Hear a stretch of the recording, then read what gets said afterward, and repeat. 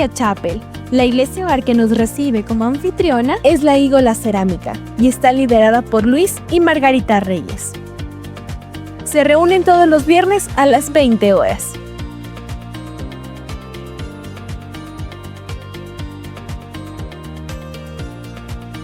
Te animamos a preguntar, acércate y sé parte de una iglesia en el hogar.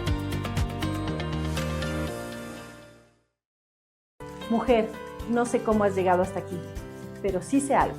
Tú eres más fuerte de lo que tú te imaginas. Has sonreído cuando te ha tocado llorar. Has seguido adelante, aunque por dentro te sentías cansada.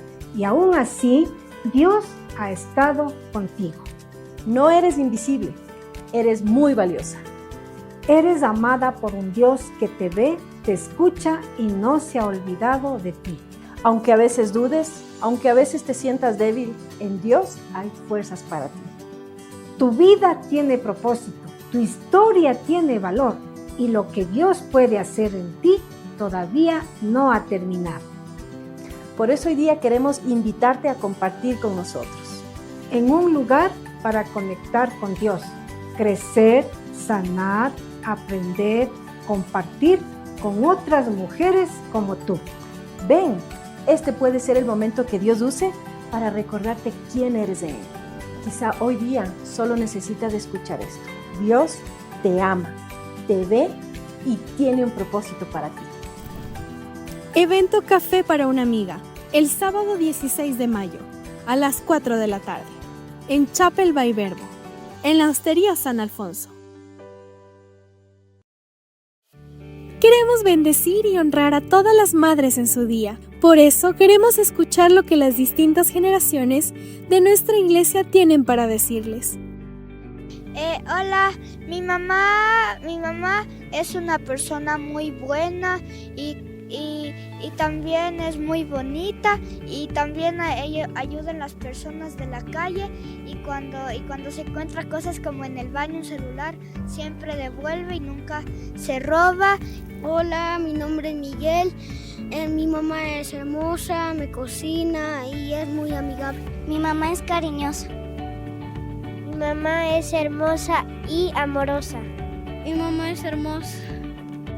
Mi mamá es muy fuerte, mi mamá siempre me ama mucho y mi mamá cocina muy rico ya. Mi mamá es muy amable, amorosa y cocina muy rico. Mi mamá me quiere, mi mamá me ama. Mi mamá es valiente y luchadora. Mi mamá es una persona amorosa. Mi mamá es dulce. Yo pienso que mi mamá es muy valiente, es amorosa y es una muy buena persona. Mi mamá es valiosa, fuerte, honrada y ya. Mi mamá es una mujer valiente y maravillosa y sobre todas las cosas una mujer fuerte. Mi mamá es mi ejemplo a seguir y es muy trabajadora. Mi mamá es valiente y esforzada. Mi mamá es mi mejor amiga. Mi mamá es bondadosa y muy gentil. Mi mamá es la mejor mamá del mundo. Mi madre es valiente y fuerte. Mi mamá es alguien fuerte que a pesar de todas las circunstancias que ella pasa, logra mantenernos la familia unida. Mi mamá es risueña a pesar de todas las circunstancias. Mi mamá es una mujer dedicada, mi mamá es una mujer valiente, mi mamá es una mujer que no se rinde ante nada. Mi madre es una persona cariñosa, apreciable y medio estricta, que digamos. Mi mamá para mí ha sido esa persona a la que le puedo contar todo, que sé que no me va a juzgar, que me guía con amor a los caminos del Señor y alguien con quien yo sé que puedo contar. Mi mamá es fuerte.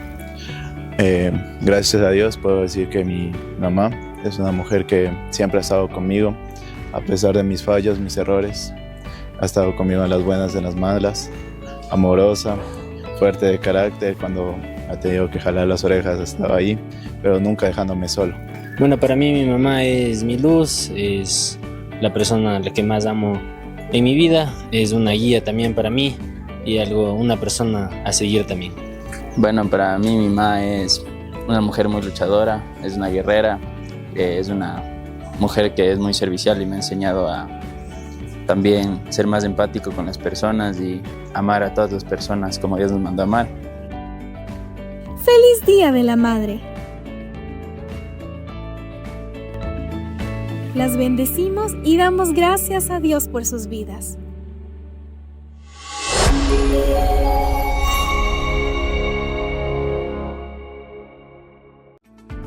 Familia Chapel, este domingo compartirá con nosotros Patricio Terán, anciano de Verbo Mañosca, con el tema Te han lavado el cerebro. Toma apuntes y prepárate para recibir la palabra de Dios.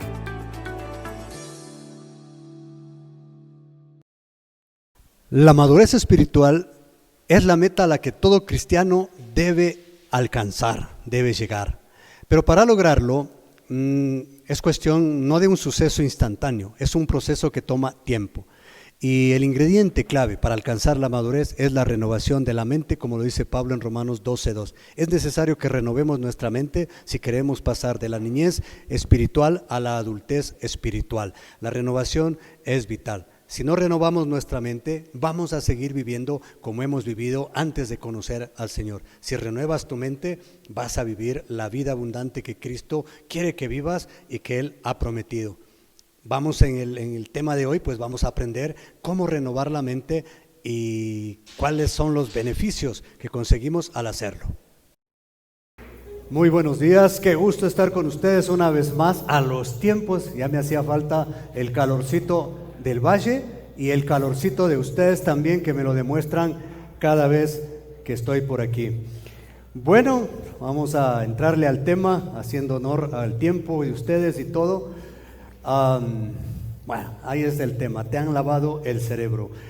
Hace más de 40 años atrás yo tuve la bendición de conocer al Señor. Él salvó mi vida, me llamó y apenas conocí al Señor. Cuando nací de nuevo, lo primero que hice pues fue empezar a hablarles a todo mundo lo poco que sabía. ¿Y qué es lo que uno sabe? Pues simplemente que Jesús es real y que puede cambiar tu vida. Así que a todos mis amigos, a mis compañeros de trabajo, a mis compañeros del gimnasio, a mis alumnos y todos, yo les empezaba a hablar de Cristo. Y lo primero que pasaba es que me miraban con los ojos así de abiertos, como diciendo, bueno, ¿y a qué mosca le picó? ¿Qué le pasó? Y lo segundo que casi siempre escuchaba, pero a manera de una frase un poquito despectiva, era: te han lavado el cerebro. Y al comienzo eso, y pienso que a ustedes les debe haber pasado lo mismo, pero al comienzo eso como que no me gustaba, como que me molestaba que me digan que me han lavado el cerebro. Y entonces trataba de alguna manera de ripostar, de explicarles y decirles que no es cierto, que yo tengo mi propia manera de pensar, que no es que me han lavado el cerebro, sino que he llegado a tener un convencimiento de cosas que antes no conocía. Y así les iba dando razones de que no era tal el lavado de cerebro al que ellos mencionaban, porque se lo hacía en un sentido negativo, en un sentido peyorativo. Pero al pasar los años, al pasar el tiempo, y conforme iba comprendiendo un poco más la palabra del Señor, me di cuenta de que era cierto, de que sí, había sufrido un lavado de cerebro. Y dije, sí, en verdad, creo que Dios sí me lavó el cerebro. ¿Por qué? Porque antes lo tenía sucio, antes lo tenía lleno de maldad, antes lo tenía lleno de pecado, antes lo tenía lleno de cosas que realmente hoy me avergüenzo así. Entonces, sí me habían lavado el cerebro. Y desde entonces, cuando alguien me dice, oye, pero a ti te han lavado el cerebro, te has dejado lavar el cerebro por la iglesia, por los evangélicos, por la religión, y yo les digo, sí, tienes razón, me lavaron el cerebro y realmente es la mejor cosa que me ha pasado en la vida, porque a raíz de ese lavado de cerebro, mi vida cambió drásticamente. Mi vida en general, en todas las áreas, cambió gracias a ese lavado de cerebro. Así que ahora yo les puedo decir con toda confianza, sí, en verdad, me han lavado el cerebro y esa es la mejor parte de mi vida. Ahora, yo sé que a ustedes también les ha pasado lo mismo. que muchos les dicen, es que te han lavado el cerebro, te han lavado, pues ya saben que eso es bueno realmente, y todos, y a veces yo les digo, y tú también necesitas un lavado de cerebro. Ahora, en la Biblia, cuando vamos a la Biblia, vamos a encontrar realmente, vamos a ver si la Biblia nos habla de este famoso lavado de cerebro. ¿Qué nos dice la Biblia al respecto? ¿Qué nos puede hablar? Vamos a ver algunos textos bíblicos que nos van a ayudar a comprender la necesidad de este lavado cerebral y nos van a ayudar a comprender el por qué es necesario este lavado cerebral. Y ahí va el primero de ellos. El apóstol Pablo en Colosenses 1, 28, 29, que este es uno de los lemas, de los versículos que son lemas de mi vida, porque este es el versículo que todo líder, que todo anciano, que toda persona que está en la función de discipular debe sabérselo de memoria y ponerlo en práctica todo el tiempo. Dice esto: hablamos a otros de Cristo, eso es evangelismo, advertimos a todos, parte del discipulado, y enseñamos a todos con toda la sabiduría que Dios nos ha dado. ¿Y por qué razón hace todo esto? Porque dice, queremos presentarlos perfectos. Es como que Él está hablando a esta iglesia y les dice, miren, yo hago todo esto, les enseño, les comparto y todo, porque quiero presentarles a cada uno de ustedes, un día llevarles a cada uno de ustedes y presentarles perfectos a Cristo. Perfectos. Ahora, la palabra perfectos, porque uno como que dice, bueno, perfectos como que suena un objetivo demasiado grande, ¿verdad? Perfección. Pero la palabra que se usa aquí, perfectos, es una palabra griega que es teleios, y esa palabra significa completo, que llegó a la plenitud, que se completó. Y la mejor palabra que se traduce, y algunas versiones lo dicen, es maduros. Así que podemos reemplazar para presentarlos a Dios maduritos, maduros en Cristo Jesús. Y ese es el objetivo de todo lo que hacemos en la iglesia, del discipulado, que cada uno de ustedes pase de la niñez espiritual a la madurez espiritual. Hacia allá vamos, hacia allá apuntamos. Y aquí ya usted debe estarse haciendo la pregunta, ¿seré maduro? Y vamos a ver algunos mitos, antes de entrar a definir realmente lo que es la madurez, algunos mitos que tenemos acerca de la madurez. Y este es el primero de ellos. Muchos piensan que la madurez tiene que ver con el tiempo y dicen, bueno, ya después de unos cuantos años en la iglesia, y algunos ya tienen 20, 30 años y están esperando todavía madurar, piensan que la madurez es cuestión de tiempo. Así que mientras más años pase, vas a ser maduro. Pero no tiene nada que ver con el tiempo, es el cambio, no el tiempo, lo que hace un santo en un hombre, lo que hace un pecador en un hombre santo o en un hombre maduro. Así que no sigas esperando. Miren, yo conozco personas que tienen 30 años en la iglesia y sin embargo de madurez no tienen nada, porque no son capaces de tomar buenas decisiones, no son capaces de discernir lo que es correcto y lo que no es correcto, y no son capaces todavía de tomar decisiones por sí mismos. Son como niños todavía, para cualquier cosa todavía tienen que estar preguntando y buscando un montón de opinión. Y no es que esté en contra de buscar consejo, pero hay etapas en la vida en que ya tú debes saber lo que debes hacer. No hay madurez por el tiempo. El segundo mito es pensar que hay que estar en el momento específico y que la madurez va a depender de un momento místico, de un tiempo de avivamiento, de estar en un lugar en donde alguien, un predicador ungido y todo, te ponga las manos y tú vas a ser maduro instantáneamente. Error. Porque miren, la madurez no tiene nada que ver con estar en una reunión de avivamiento en donde la presencia del Espíritu Santo es poderosa. Claro que es importante estar en alguna reunión así, nos ayuda mucho, pero no te va a hacer maduro de la noche a la mañana. Hay mucha gente que piensa que así va a ser y dice, no, esta vez sí, me inscribo en el próximo congreso de lo que sea, de lo que sea, y voy, y ese momento quizás sea mi momento es como en las religiones orientales, piensas que ahí vas a tener tu nirvana, tu samadhi, tu satori, lo que sea, y te vas a iluminar y vas a ser maduro. No funciona así.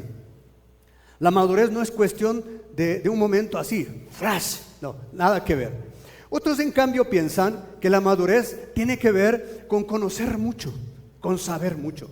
Y entonces los vas a ver de curso en curso, de seminario en seminario. Miren, yo conozco personas, amigos míos, pastores, que querían, no, yo necesito más, y se inscribieron en el seminario. No está mal hacerlo, pero pasaron 4 años, 5 años, hicieron su licenciatura en el seminario, hicieron su posgrado y todo, y tú los ves, siguen siendo tan inmaduros como antes. Yo sé que el conocimiento es importante en la madurez, pero por sí solo nada tiene que ver. La madurez tiene que ver más con actitudes, con conducta.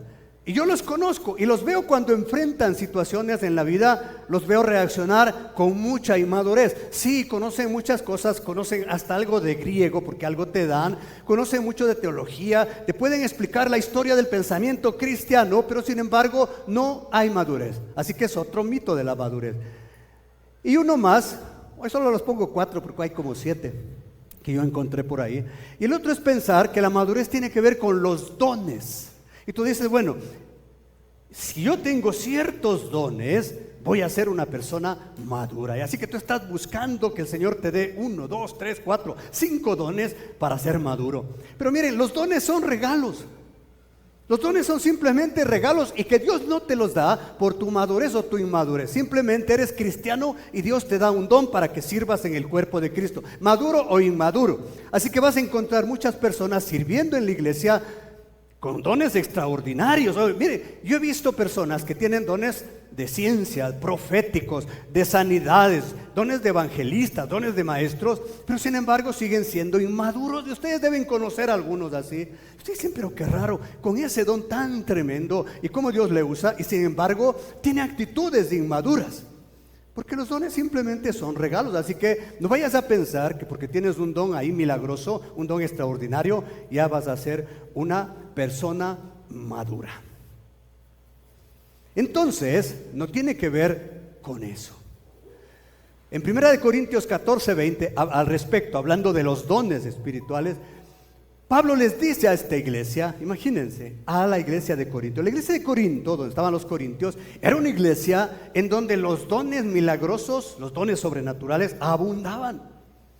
Ahí había de todo, había dones de sanidades, dones de milagros, lenguas, profecía, había de todo.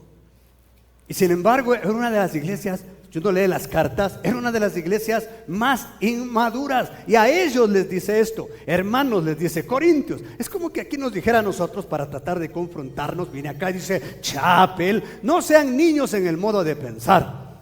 Sean niños en la malicia, pero maduros en el modo de pensar. En otras, está contrastando, si notan, un niño y una persona madura.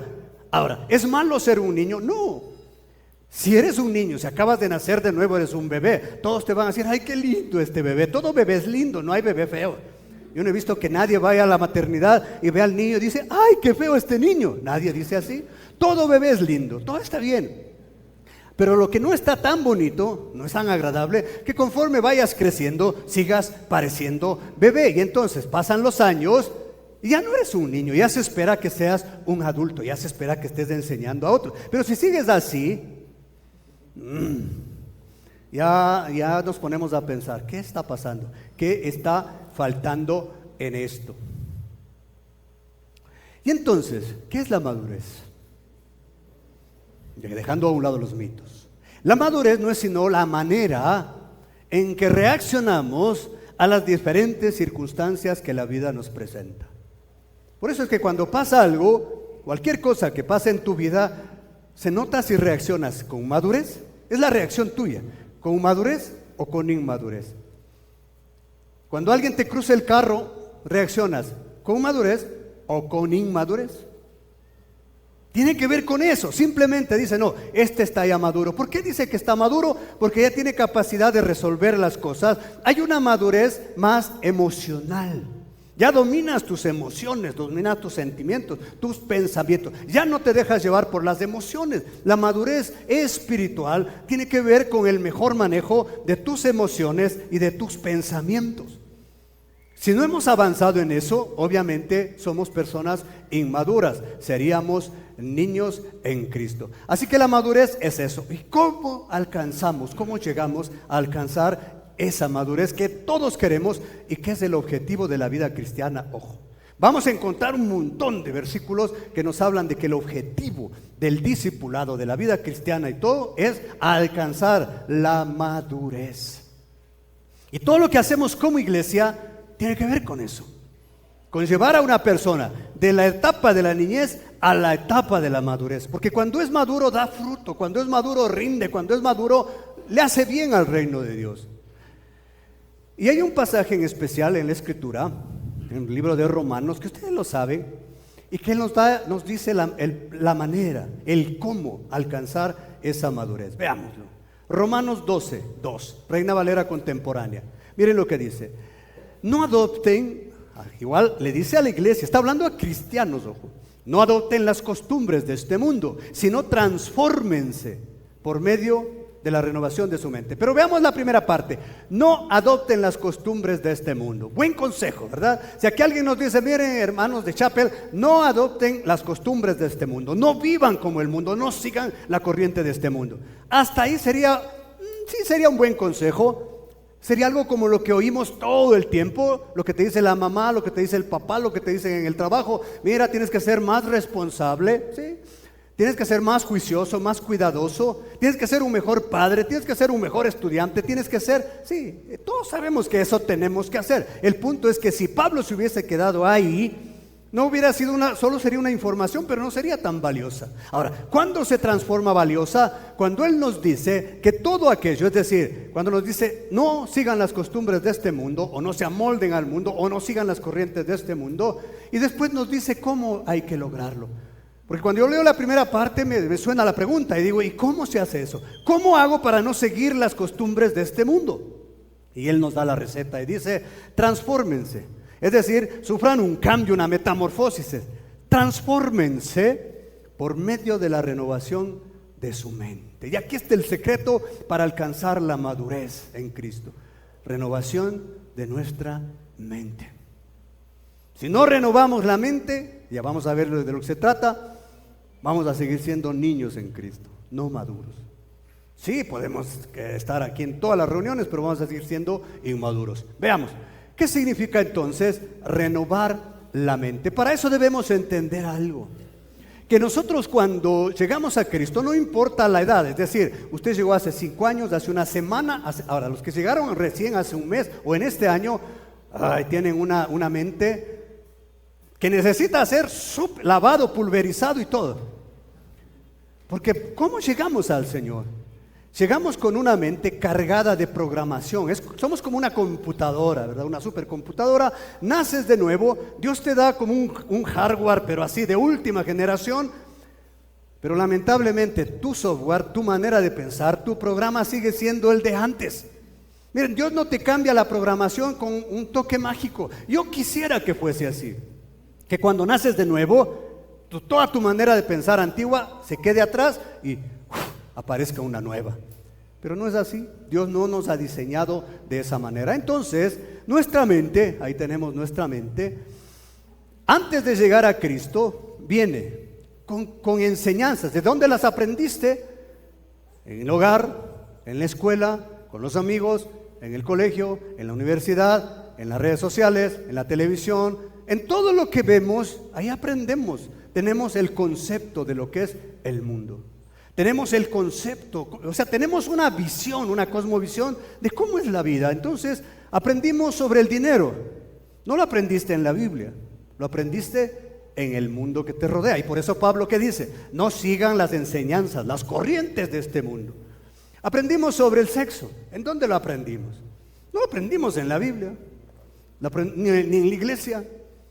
Lo aprendimos con los amigos, con la pornografía, con las películas. Eso es lo que aprendimos. Y eso está ahí, recuerde, es un programa. En la mente está guardadito. No es que se fue, no es que se olvida, ahí está. Y va a salir en el momento menos indicado. Aprendimos sobre la moral, lo que es bueno, lo que es malo. ¿En dónde? En este mundo. En las películas, en la televisión, en los programas. Ahí lo aprendimos. Aprendimos sobre la religión. ¿En dónde lo aprendimos? En casa. Aprendimos sobre la familia, el rol de la familia, cómo debe ser la familia. ¿Dónde lo aprendimos? Los diferentes roles, cómo corregir a los hijos, cómo instruir a los hijos, cómo ser papá, cómo ser mamá. ¿Dónde lo aprendimos? No lo aprendimos en la Biblia, no lo aprendimos en la iglesia. Lo aprendimos en este mundo, en el sistema en que vivimos. Sobre Dios, también lo aprendimos afuera. Y entonces tenemos un concepto raro de lo que es Dios, un concepto raro de lo que es la religión, un concepto raro del amor, del perdón. Sobre la muerte, ¿dónde lo aprendimos? Afuera, en los funerales y todo.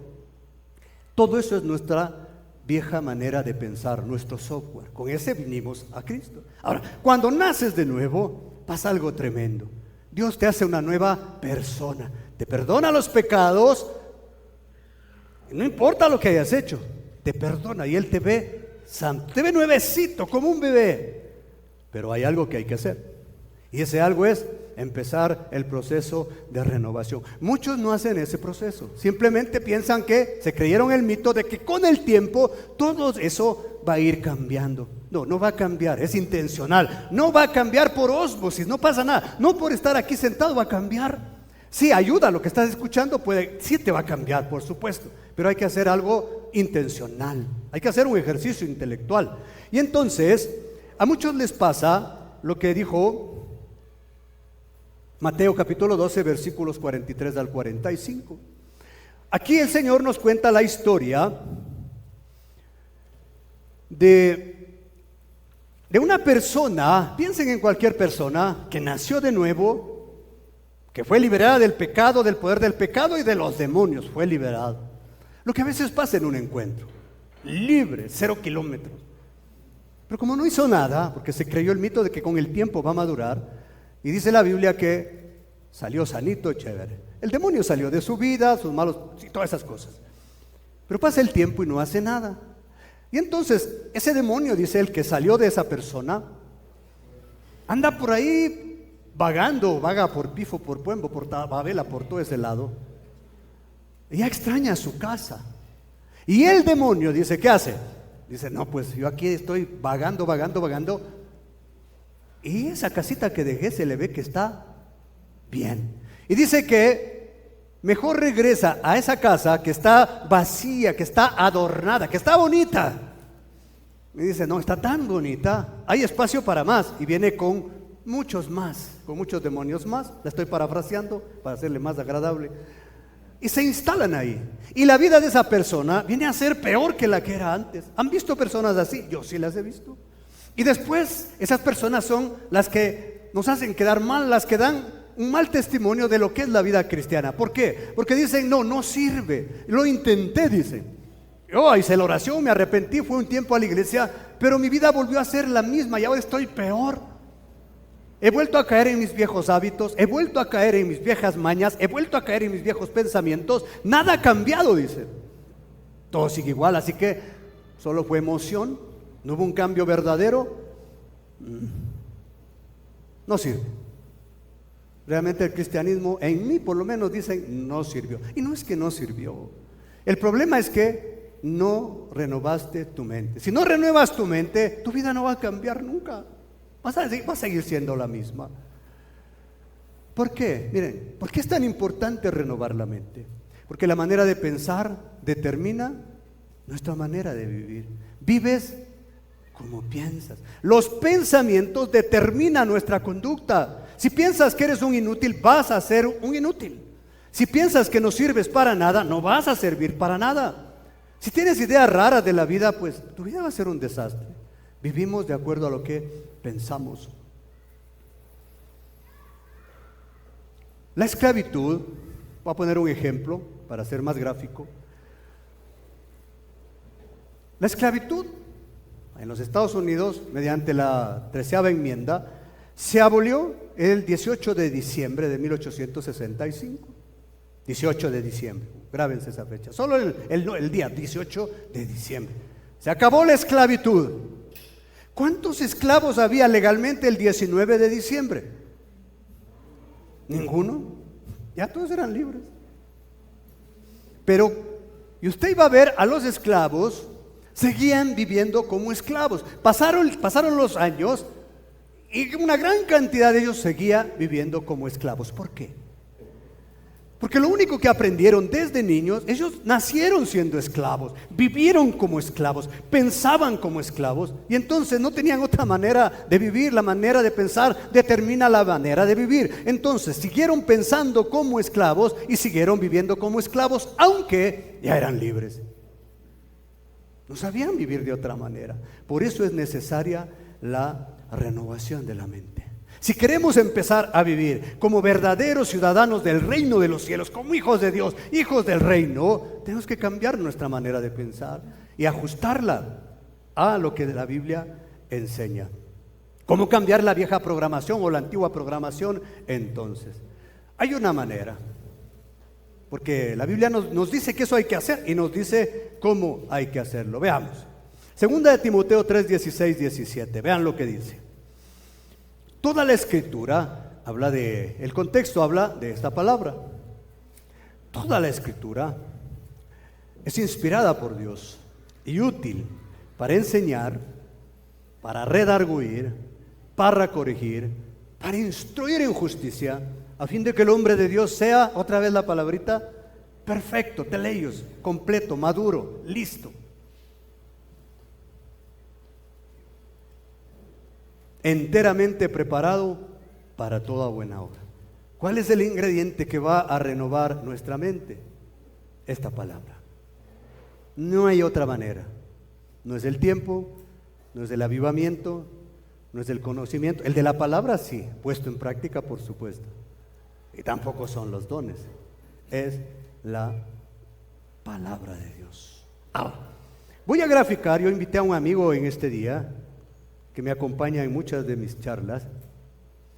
Le invité para que nos ayude a graficar este tema de la transformación. Algunos sí le conocen, ¿verdad? No le han visto, no ven cine ustedes. Jackie Jack, de Los Increíbles, de la familia esa, ¿sí? Ahí sí, algunos sí ven cine, está bien. Es una película algo familiar. Bien, y aquí está. Le vamos a permitir sacarle un poquito de la cabeza. La cabecita le partimos en dos. Todos nosotros, al igual que nuestro amigo, tenemos algo en nuestro cerebro. Permíteme, Jack, sacar algo de tu cabeza. Tenemos un gran disco duro. Este sí tiene una capacidad enteras, pero poderosa. Este no se agota, puede almacenar todo lo que ustedes quieran.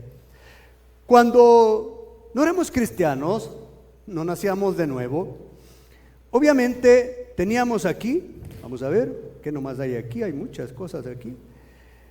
Dentro de este disco duro que está en la cabecita de nuestro Jackie Jack, ¿qué teníamos? Toda la información que aprendimos desde niños. Entonces, ¿qué teníamos aquí? Todo lo que aprendió sobre el sexo está aquí. Todo lo que, y obviamente no aprendió cosas buenas, ¿no? Casi les digo acuérdense, mejor no se acuerden. Sobre el dinero, sobre las relaciones sentimentales, del sexo antes del matrimonio, que hay que, no, si te vas a casar tienes que probar a ver si son compatibles o no. Todo esto está aquí. Sobre la religión, todas esas iglesias son unos estafadores, esos pastores son unos estafadores, se enriquecen con el dinero de la gente. Está aquí. Y así llegamos a la iglesia, con todo esto que sale de aquí del disco duro. Todo eso está aquí en este disco. Ahora, eso les decía, qué lindo que sería que el Señor, cuando nacemos de nuevo, toque con una varita mágica y todo ese disco quede cero, delete, borrado todo, delete, todo borrado. Pero no está ahí, eso se queda aquí y le va a acompañar hasta que se muera. Cuando se muera, ahí sí se acaba. Pero mientras no se muera, todo quedó grabado. Así como todo en la internet queda grabado. Dice, ay, subí ese video, le voy a borrar. No, ya está grabado y ya está posteado y ahí se muere, ahí está. Todo está aquí. Ahora entiende usted por qué en ciertos momentos de su vida actúa de ciertas maneras que usted dice, pero yo ya no quiero vivir así, ya no quiero ser esa persona enojona, mal hablado y todo. Porque está aquí la información, no se ha ido. Recuerden, el hardware, este hardware puede ser bueno, tercera, última, cuarta, quinta, séptima, octava, novena, décima, onceava generación. Pero el software sigue siendo viejo, está lleno de virus, lleno de cosas. Y está ahí. Ahora, Dios nos da un nuevo hardware, nos hace nuevas criaturas. El que está en Cristo es una nueva persona. Las cosas viejas pasaron, es decir, todo esto que usted practicaba antes pasó. Ahora todo es nuevo. ¿Qué hace el Señor entonces para que todo sea nuevo? A este disco de gran capacidad, de megateras, le hace la famosa partición. Y ahora usted va a tener una parte de este disco, nómbrele como quiera, C, D, E, F, lo que sea. Esa parte del disco está lista para la nueva información. Y entonces, mientras usted no llene esa parte del disco, y es, algunos si les pudiéramos abrir la cabeza y ver lo que hay, o estar en su programa y ver lo que hay, nos vamos a encontrar con que ese nuevo disco, virtualmente ese nuevo disco, está casi vacío. Tiene más cositas de TikTok, eso tiene ahí. Tiene Evangelio Light, eso está ahí. Pero no encuentra nada sustancial. Usted dice, bueno, yo quiero ver en este disco algunas carpetas para ver. Y no encuentra gran cosa que le sirva. Encuentra pura chatarra. Y es porque no nos hemos dedicado a la renovación de nuestra mente. Y entonces, si queremos que nuestro amigo empiece a vivir como un cristiano de verdad, empiece a ser santo, busque hacer la voluntad de Dios. Recuerden lo que leímos en Romanos 12:2. Que si nosotros, la transformación viene por la renovación de la mente. Y cuando renovamos la mente, ¿qué pasa? Pues simplemente que podemos conocer cuál es la voluntad de Dios, buena, agradable y perfecta. Ahí ya sabes cuál es la voluntad de Dios. Mientras tanto, a este amigo, vamos a suponer que se convirtió el día de hoy, Día de las Madres, se convierte.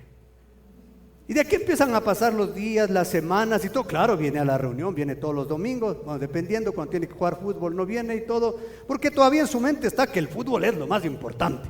Aquí está. Pero va a ir cambiando. Ahora, pasa el tiempo y ¿qué tenemos que hacer con él para que realmente él empiece a vivir una vida cristiana, para que llegue a la madurez? Él tiene que empezar a evaluar, a contrastar su vieja información con la nueva. Entonces usted le vamos a decir a él, mi querido Jack, ahora eres cristiano, tienes que vivir la vida nueva, tienes que vivir como un cristiano, así que comienza a vivir esa vida. Y él va a decir, ¿y cómo se hace eso? ¿Qué debo hacer? Porque lo único que sé de la vida es lo que aprendí desde niño, ¿no es cierto? Eso es lo único que sabe. Pero ahora le estamos diciendo que tiene que ser un buen cristiano y que tiene que comportarse como un buen cristiano. Sí, pero ¿qué hago? Y entonces él va a decir, bueno, tienes que tener tu familia en orden, tienes que ser un buen esposo, pero no, yo lo único que aprendí del esposo es el machismo que me enseñaron en mi casa, en mi papá. Bueno, ¿qué piensas? ¿Qué piensas? ¿Qué crees? ¿Cómo crees que debe ser un buen esposo? Bueno, yo creo, no, nada de yo creo. Bueno, yo pienso, nada. Yo creo, yo pienso, yo asumo. No. Cuando decimos eso, bueno, yo creo, yo pienso, yo asumo, o yo espero, estamos hablando de esa vieja programación. Sí, yo creo que es así. Sí, pero ¿por qué crees eso? Bueno, es lo que aprendí antes, no, pero eso no me va a funcionar. Yo quiero actuar de acuerdo a mi nueva información, no de acuerdo a la vieja información. Y entonces, obligado, tenemos que recurrir a la Biblia. Aquí. Y ahora sí, bueno, vamos a ver. Bueno, yo tengo, dime, en cuanto a la música ya, bueno, pues, toda la música que yo consumí, pues, Bad Bunny, está bien. Maluma, Lady Gaga, Rosalía, todo eso consumía. ¿Sí o no? Pero ahora le digo, no, ahora tienes que consumir música que agrade a Dios. Él debe entender el porqué, ojo, él no sabe nada más. Y él va a decir, bueno, pero yo creo que esa música no me hace daño, a la final es solo por diversión y todo. Bueno, eso es lo que él cree. Ahora, ¿qué es lo que esta palabra nos dice, nos enseña? Y aquí viene el cambio, la transformación, la renovación. Y entonces, vamos a ver, ¿qué dice la Biblia sobre la música? Sacamos de la Escritura y le metemos en su disco, en esa partición. ¿Qué dice sobre el sexo? Bueno, yo creía, no, ya no creas nada. Veamos qué es lo que dice la Escritura. Dice esto, empieza a meter aquí. Por eso son tan importantes los seminarios, los cursos. Pareja nueva, así, rápido, curso de matrimonios. Acabó el curso de matrimonios, curso de cómo ser papá, porque esas dos profesiones no las aprendemos nunca. Nos casamos, pensamos que en la marcha vamos a ser buenos esposos. Mentira. Cuando vienen los hijos, pues ahí aprenderemos a ser padres. Mentira, vamos a repetir el patrón. Eso es todo. Hay que aprender de aquí, del libro. Entonces, ¿cómo ser un buen hijo? Todavía está joven, hijo. ¿Cómo ser un buen millennial? Aquí está. Todo está aquí, todo está en la Escritura. ¿Se debe fumar o no fumar? Bueno, la Biblia no dice que no fume. Y yo he visto pastores, predicadores, sacerdotes que fuman. Sí, hay cosas que la Biblia no es explícita, no es tan exacta. A nadie le dice, mira, Mateo 13, versículo 12, no tienes que ir a una discoteca. No dice. No dice, no tienes que fumar, tampoco. No debes consumir drogas, tampoco. No dice. Pero sí te da principios y te da normas, como que no todo edifica, no todo conviene. Hazlo todo para la gloria de Dios. Son principios. Esos vienen aquí. Y así él va llenando su cabeza en los años que le vienen, porque se dedica, está en todo, ahí sí, con un objetivo. ¿Cuál es? Quiero madurar. Y entonces, un día, se asoma aquella persona a la que no le podía ver ni en pintura, pero él ya aprendió sobre el perdón, ya aprendió sobre el amor. Antes dice, no, yo cuando lo vea lo mato. Pero ahora aprendió sobre el perdón. Y entonces cuando lo ve, como tiene, recuerden que tiene él, si tiene todavía la información vieja, ¿verdad? Aquí en su disco, aquí está. No, al fin lo encontré, le voy a matar. Pero viene la otra información. Recuerda, ama a tus enemigos.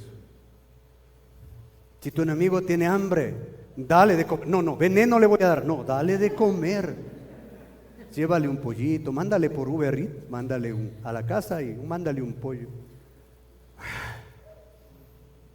Si notas el cambio, la renovación de la mente solo se logra así, no hay otra manera. Cuando empiezas a sobreponer los principios que Dios te enseña y vas dejando los antiguos que estaban ahí. Eso nos da personas maduras. Ya están imaginándose ustedes todas las situaciones en las que podrían hacer esto, ¿verdad? Imagínense, desde el día de mañana mismo ya tienes que hacerlo. Y empieza eso. Pero el problema es que si no tienes esto integrado en tu disco duro, nunca va a haber cambio. Hay que poner un nuevo software, obligada. Si no pones uno nuevo, vas a seguir viviendo la vida que vivías antes. A esto se lo llama tener una visión bíblica del mundo. Una visión bíblica del mundo es una manera de ver el mundo, todo lo que te rodea, desde una perspectiva cristocéntrica. En otras palabras, es aprender a pensar, a sentir y a actuar como Jesús. Eso es madurez. Aprender a pensar, a sentir y actuar. Y estoy poniendo en el orden que funcionamos psicológicamente. Pensamos, sentimos y actuamos. Pero cuando empezamos a hacerlo como Jesús, y no hay manera si esto no está integrado en tu disco duro, las cosas empiezan a cambiar. Entonces, me voy a poner mis gafas. Hagan cuenta que ustedes se van a poner unas gafas, visión bíblica del mundo. Ahí voy a salir en la televisión. No sé cómo me vea, pero ya mañana me veo, mañana o pasado me veo. Me pongo, cuando tengo que analizar, oye, a todos los veo azules. Cuando tengo que analizar si esto me conviene o no me conviene. La señorita tiene que analizar si este novio le conviene o no le conviene, o uno tiene que analizar si este trabajo me conviene o no me conviene, si esa reunión con estos amigos me conviene o no me conviene. Me pongo mis gafas BBM, visión bíblica del mundo, y a través de estas gafas o de esos lentes me doy cuenta enseguida, no me conviene, este joven no me conviene. ¿Por qué? Porque no es cristiano, y la Biblia dice que no me una en yugo desigual. ¡Qué fácil! Yo sé que estoy haciéndolo demasiado sencillo. No es tan sencillo, porque hay una lucha en eso. Los sentimientos se interponen. Ay, pero es que ya estoy enamorada, pero el Señor va a hacer que se convierta, yo lo voy a llevar. Mentira, Él te lleva a ti.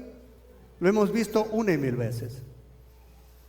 Me conviene este trabajo, me conviene hacer esto. Te pones tus gafas, visión bíblica del mundo, y eso te da una perspectiva, una cosmovisión de lo que es el mundo, lo que es la vida. Todos no deberíamos salir de la casa sin estas gafas, porque con estas nos podemos dar cuenta enseguida lo que es correcto, lo que es bueno, lo que es agradable y lo que es perfecto. Sabemos lo que le agrada a Dios, pero la mayoría deja olvidada esas gafas por ahí, las bota por ahí y no las usa para nada. La visión bíblica del mundo es una manera de ver, juzgar y actuar a la luz de las enseñanzas de las Escrituras. Vamos a ir cerrando. Todos conocemos la historia de Pablo, de Saulo de Tarso, del que era Saulo y después hizo Pablo. Saulo era un hombre brillante, sin lugar a dudas. Estudió en las mejores universidades de ese tiempo, a los pies de los mejores maestros. Era un hombre tan celoso de la ley, de la religión judía. Era brillante, era increíble. Pero su mente estaba programada por un sistema de rigidez, juicio y violencia. Así estaba programado. Él estaba convencido con toda su lógica de que eliminar a los cristianos era un acto de servicio a Dios. Si notan, en su mente estaba convencido de que hacer eso era servirle a Dios. Su software mental le decía: el amor es debilidad, la ley es control, y el que es diferente, el que piensa diferente, es enemigo. Así que hay que matarlo. Ese era el software de Saulo de Tarso. Pero llegó un momento en que vino el momento en donde tendría que ser lavado su cerebro. En el camino a Damasco, mientras iba a arrestar cualquier cantidad de cristianos que podía, una luz lo ciega. En el camino, una luz lo ciega. Y el Señor tuvo que apagar sus ojos físicos por 3 días para que él pueda ver hacia su interior y pueda ver quién realmente era. Y en esos 3 días de oscuridad, Saulo vivió un proceso de lavado de cerebro. No pudo ver nada externo, tuvo que mirar hacia adentro y confrontar que todo lo que pensaba que era verdad, en realidad no lo era. Así como nosotros, llegó un momento en que nos confrontamos con todo lo que hemos pensado que era verdad y no lo ha sido. Por eso es tan importante el lavado de cerebro. Cuando las escamas de sus ojos ya cayeron, Saulo ya no existe. Ahora es Pablo. Y donde antes veía solo objetivos para matar, ahora ve objetivos que rescatar, personas que amar. Y donde antes veía solo leyes rígidas, ahora ve gracia infinita. ¿Qué cambio? Qué radical este cambio. Y donde antes veía solo su orgullo, ahora puede ver humildad. Muchas cosas fueron cambiando en la cosmovisión de Pablo. Y muchos dicen que a Pablo el cristianismo le lavó el cerebro. Y es cierto. Y que falta que él decía, como nos hizo falta a cada uno de nosotros, que nos laven el cerebro. Porque si Dios no hubiese lavado, si Pablo no hubiese lavado su vieja programación de odio y orgullo, nunca habríamos tenido, por ejemplo, ese himno hermoso que Pablo compuso en 1 Corintios 13, cuando habla del amor. El amor es sufrido, es paciente, es benigno. Nunca lo hubiéramos tenido si Dios no hubiera lavado el cerebro de Pablo. Pablo pasó de ser un hombre que respiraba amenazas, a un hombre que respiraba paz. El cambio de él fue total, el cambio de mentalidad fue total. ¿Por qué? Porque su cambio también de mentalidad fue radical. Así que si ahora te dicen, cuando te digan, te has dejado lavar el cerebro, te han lavado el cerebro, sonríe y diles: sí, me lavaron el cerebro porque me hacía una falta. Porque antes de que me laven el cerebro, mi vida no valía nada. Mi vida estaba destruida, no tenía sentido, no tenía propósito. Pero ahora que me lavaron el cerebro, tengo propósito. Mi vida es mejor, tiene sentido. Le encontré sentido a la vida. Estoy ordenando mi familia, estoy ordenando mis prioridades, estoy ordenando todo en mi vida. ¿Y solamente por qué? Porque me lavaron el cerebro. Porque antes lo tenía sucio, lleno de odio, de amargura, de rencor, de falta de perdón. Y ahora está lleno de esperanza, de paz, de sentido.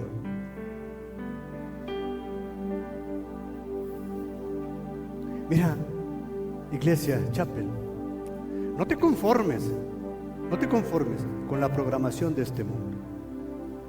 Permite que el Espíritu Santo use la palabra para cambiar tu manera de pensar. ¿Por qué? Porque si tú cambias tu manera de pensar, recuerda, va a cambiar tu manera de vivir. Pablo tuvo que desaprender todo lo que el mundo y su religión le había enseñado para poder aprender. Tienes que desaprender todo lo que el mundo te enseñó para que puedas aprender el lenguaje del reino de los cielos. Y por eso es que hacemos todo lo que hacemos. Todo lo que hacemos, los cursos, los seminarios, los retiros, los encuentros, todo va en esa línea. Ayudarte a desprogramarte, a poner en ti una nueva programación. Sí, a lavarte el cerebro para que empieces a pensar, sentir y actuar como Jesús. ¿Por qué? Cambia tu mente. Si cambia tu mente, y tu vida no tendrá más remedio que seguirla. Si tu mente empieza a cambiar, todo tu ser, cuerpo, alma y espíritu va a ir en esa dirección para donde tú programes el cambio. Así que ya tienes los desafíos. ¿Para dónde vas a programar tu mente? Vamos a ponernos de pie.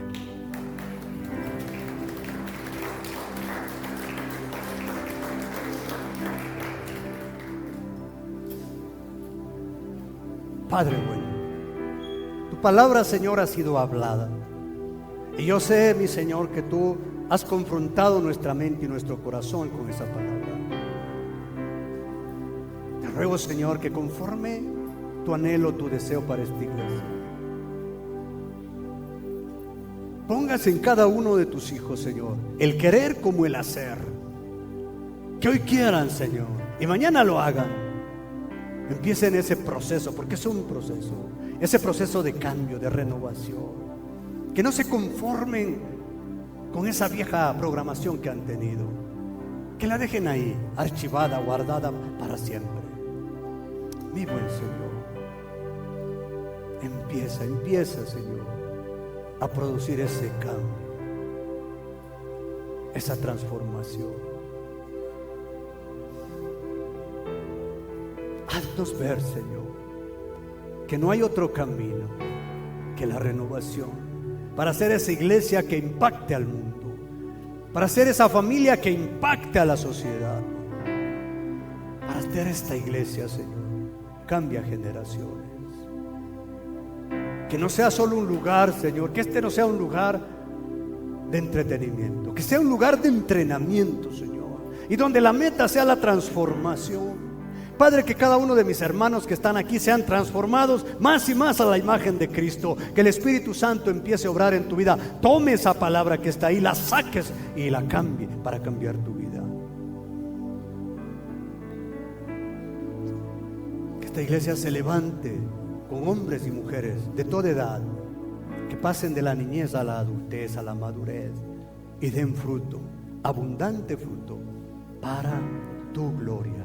Para tu gloria, Padre. La mente de los jóvenes, Señor, de los más jóvenes, es la que más lucha. Yo sé que aquí hay muchos jóvenes y luchan con sus pensamientos, luchan en su mente, luchan con esa vieja programación. Pero hoy, Señor, tú les das un rayo de esperanza. No tienes por qué seguir atado a esos pensamientos. Recuerda, dejaste de ser esclavo el día que naciste de nuevo, el día que Dios cambió tu corazón y puso su espíritu dentro de ti. Ese día dejaste de ser un esclavo. Empieza a aprender a vivir como hombre libre, como mujer libre, para la gloria de Dios. Amén. Amén. Bendiciones a todos. Gracias por su tiempo.